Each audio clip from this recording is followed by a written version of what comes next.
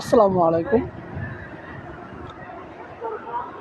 ঢাকা, ফরিদপুর, সিলেট ও ময়মনসিংহ তারুণ্যের অধিকার নিয়ে আজ আপনারা ঢাকায় আপনার নয়াপল্টনে বিশাল বড় সমাবেশ করেছেন, তার জন্য আপনাদেরকে সাধুবাদ। কিন্তু আপনারা জানেন, আপনাদের বিশেষ একটা বৃহত্তর রাজনৈতিক দল, আপনারা ইচ্ছে করলে এই সমাবেশটা ঢাকার বাইরে যে কোনো জায়গায় করতে পারতেন, কিন্তু আপনারা তা না করে সমস্ত ঢাকাকে অচল করে ফেলেছে। এটা আপনাদের কতটুকু কাম্য তা আমাদের জানা নেই, কিন্তু আপনাদের কাছে অনুরোধ থাকবে, আগামীতে যখন এরকম সমাবেশ করবেন, ইনশাল্লাহ আপনারা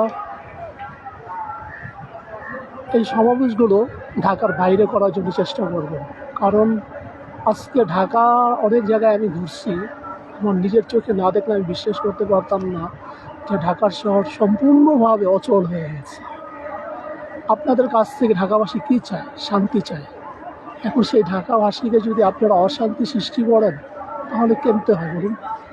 প্লিজ আপনাদের কাছে অনুরোধ থাকবে, আপনারা যত দ্রুত সম্ভব আপনারা যত বড় রাজনৈতিক দল বড় সমাবেশ করেন, গণতান্ত্রিক অধিকার, কিন্তু আপনাদের প্রতি অনুরোধ থাকবে আপনারা ঢাকার বাইরে এরকম সমাবেশ করবেন। ঢাকাবাসীকে আপনারা মুক্ত দিন। আপনি জানেন না আমি আজ কোথার থেকে হেঁটে আসছি। আমি হার্ট ফাউন্ডেশনে গেছিলাম, সেই হার্ট ফাউন্ডেশন থেকে আমি হাঁটতে হাঁটতে আমি এখন শাহবাগে ধরে রমনায় ঢুকছি। কিসের জন্য জানেন? আপনাদের সারা বাংলাদেশ থেকে যেই পরিমাণ গাড়ি আসছে তা ভাষায় প্রকাশ করার মতো না। এই গাড়িগুলো দিয়েই আপনাদের সমস্ত ঢাকার শহর ব্লক হয়ে গেছে। আমার ডাইন পাশে ভিআইপি রোড, আপনার যমুনা, এই যমুনার আমি এখান থেকে ঘুরে আসলাম একটু আগে, দেখলাম যে শত শত গাড়ি। আমার বাম পাশে শাহবাগের মোড়, সেখান থেকেও আমি ঘুরে আসলাম, দেখলাম শত শত গাড়ি। আমাদের এত হাই সোসাইটি দরকার নাই, তো কী বলে আপনার প্রোগ্রাম দরকার নাই।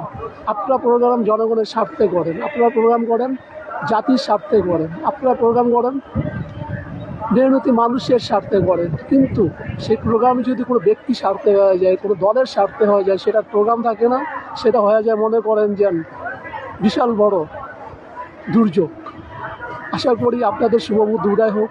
আপনারা ইনশাল্লাহ আগামীতে এরকম প্রোগ্রাম করলে অন্তত ঢাকার বাইরে করবেন। আপনাদের কাছে ঢাকাবাসীকে অন্তত আপনারা শান্তি দেন।